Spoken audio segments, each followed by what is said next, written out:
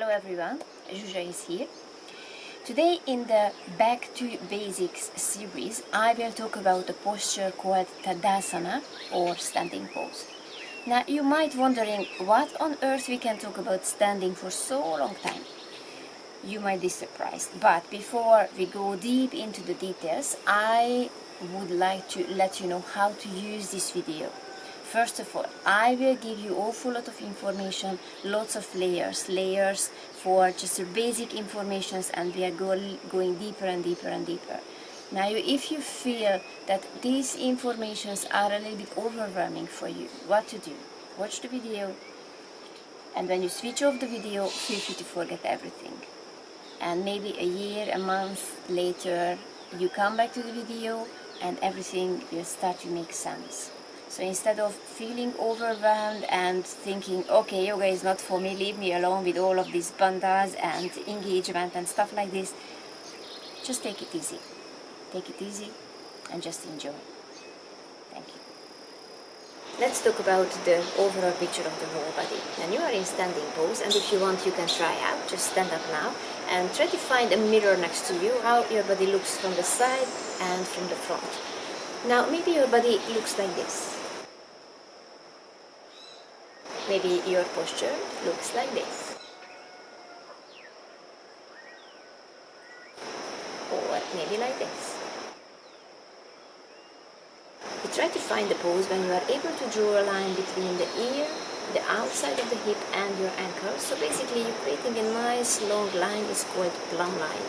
Again, that's the geeky bit. You don't have to remember the name, just remember, try to create a nice straight line between these 3 points.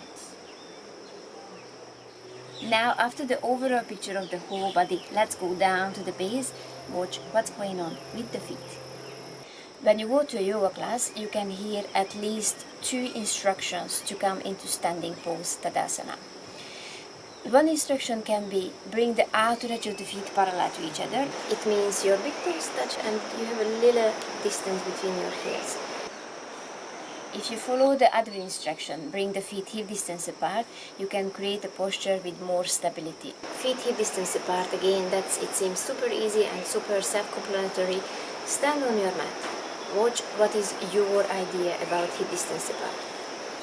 Interesting to see when people start to follow the outer edge of the hip with their feet, which means they have a quite big wide stance. Now let's talk a little bit more about feet hip distance apart and following the hip points instead of the outer edge of the hip. Now let's talk about what does it mean, feet hip distance apart. If you're just jumping up and down a couple of times and allow your legs, your feet to land in a position as they, let's say when you are hanging and your legs just hanging from the hip, your feet arriving on the floor in a way that the feet are underneath these 2 points, they are called the hip points. So when I ask you to keep your feet hip distance apart, it means your feet underneath of these 2 points called hip points. Now that your feet are hip distance apart, let's activate the feet. First, lift all of your toes off the floor and press just the heel of the big toe, heel of the small toe, the inner heel and the outer heel on into the floor. So basically the 4 corners of your feet pressing into the floor. And lower the big toes down, small toes down. If all of your toes moving all together, don't worry too much. And lower all of your toes, spreading your toes nice and wide. Help with your fingers if your toes want to get together. And now lift the inner arches of your feet. If it doesn't make too much sense, just with your fingers touch the inner arch, and wherever you feel this really gentle touch, lift the inner arches of your feet. Activate this area. And now again, feel free to close your eyes and just lift the inner arch and release. Do it a couple of times. Lift and release, and watch as you do this little movement, how it changes the position of the knees, the pelvis area, upper back, lower back, abdominal region. Just observe. And now let's move a little bit further up. And after the base, now we arrive into the pelvis area. Instead of keeping this whole area nice and loose, let's find a little engagement.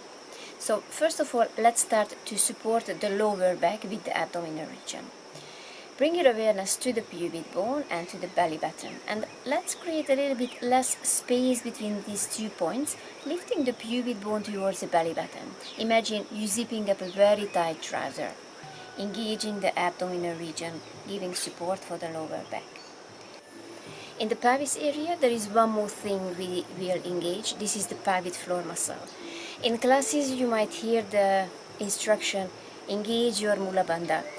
Bandhas are locks, mula bandha is the root lock.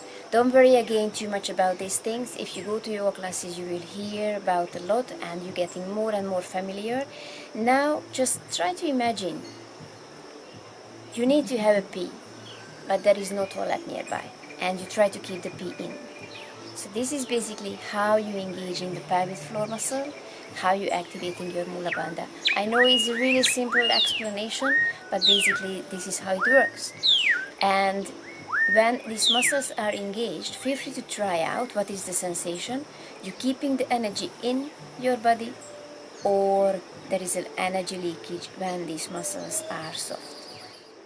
Now that we went through the base of the body, we went through the center of the body, let's move into Tadasana, standing pose, and let's add all together, okay?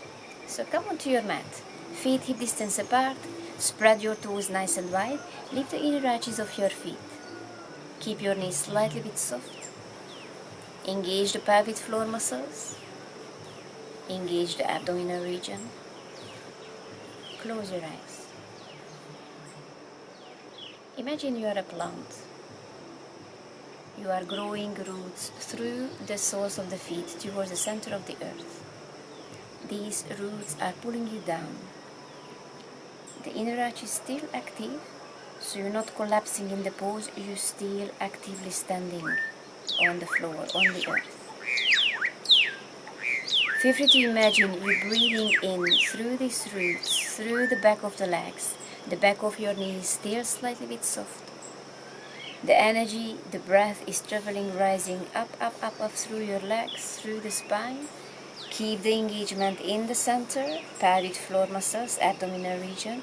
The energy is still traveling up through the spine towards the crown of the head. There is a little thread on the crown of the head and someone pulling you up towards the sky. One more little thing to adjust. The neck, the head. Now imagine I'm standing behind you, I'm grabbing the top of your ears and I'm pulling your ears up towards the sky. Your chin traveling slightly bit towards your chest. Your whole body is super long, super tall. Chin close to the chest, pelvic floor muscles engaged, abdominal region engaged, the inner arch is engaged. As you exhale, find the softness in the jaw, in the shoulders, in the neck. You are actively standing on the floor. It's not an accident that you are here now. You are tall, you are strong, you are grounded, rooted. Thank you very much for your attention. Enjoy your practice. Namaste.